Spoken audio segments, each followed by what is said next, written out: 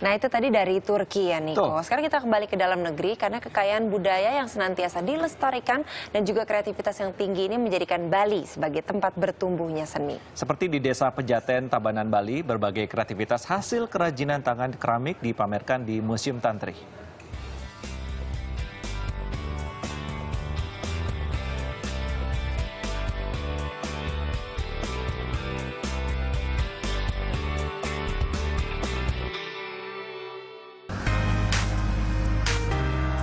Desa Pejaten, Tabanan, Bali. Disinilah tempat yang tepat berburu aneka produk kerajinan berbahan dasar tanah liat. Mulai dari aneka bentuk gerabah, hingga keramik unik dan fungsional dengan detil ukuran cantik. Lengkap tertata apik. Di sini pula sejak Mei 2015 silam sebuah museum keramik berdiri. Museum Tantri namanya. Ada 3 ruang pamer di museum ini. Di ruang pertama dipamerkan berbagai gerabah buatan tangan.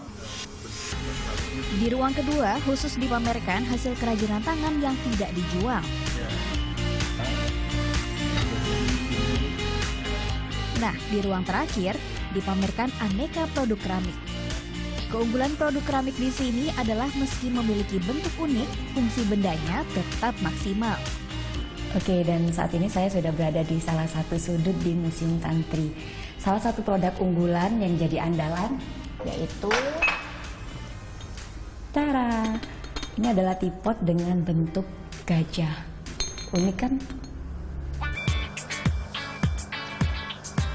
Selain melihat-lihat kerajinan di ruang pamer museum, di sini pengunjung juga bisa melihat proses pembuatannya. Bahkan bisa ikutan membuatnya. Ada 7 tahap yang harus dilakukan sampai menghasilkan bentuk yang sempurna. Tahap pertama ialah menyiapkan tanah liat. Tanah liat atau clay yang digunakan didatangkan dari berbagai daerah di Indonesia. Bahan bakunya ada yang berasal dari Kalimantan, ada dari Belitung, dan komposisi daripada clay, pembuat daripada keramik ini ada beberapa komposisi terdiri dari felspat, silika, kaulin. Nah, ada dari clay dari Belitung dan Kalimantan itu dikomposisikan menjadi satu, itu dapatlah dengan standar stoneware. Setelah itu ditimbang berdasar berat kebutuhan benda yang akan dibuat untuk kemudian dibentuk sesuai apa yang diinginkan. Membentuknya ternyata tidak mudah. Jadi kalau untuk pemula yang perlu diperhatikan adalah bagaimana kita untuk membuat center dari apa yang akan kita bikin. Dan kekuatan untuk menahan, setelah itu gas harus stabil. Setelah dibentuk sesuai dengan keinginan, proses berikutnya ialah trimming. Pada tahap ini, yang perlu diperhatikan ialah ketebalan pada bentuk yang dibuat untuk kemudian didekorasi sesuai dengan motif yang kita inginkan.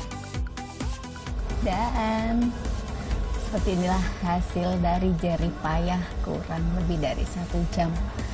Cukup sulit, butuh kesabaran, butuh kekuatan, butuh ketelatenan juga untuk bisa jadi yang seperti ini.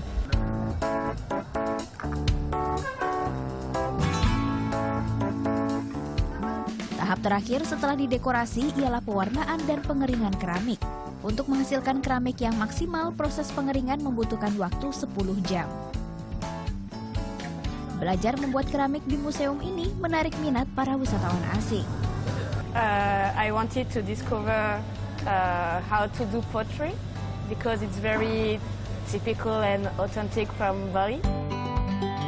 Museum Tantri juga menjadi wadah bagi para seniman untuk memamerkan hasil karyanya. Jadi kita inginkan ya di Desa Pejaten ini ke depan bisa menjadi pusat daripada kerajinan gerabah dan keramik, di mana nantinya bisa berkembang ya. Jadi bisa menjadi sebagai salah satu kunjungan daripada wisatawan. Keramik-keramik karya perajin juga dijual di toko yang ada tepat di samping museum ini. Pengunjung dapat membeli berbagai macam bentuk keramik dengan kisaran harga mulai dari Rp15.000 sampai Rp15 juta. Vera Zenvia, Selamat Kurniawan melaporkan untuk NET.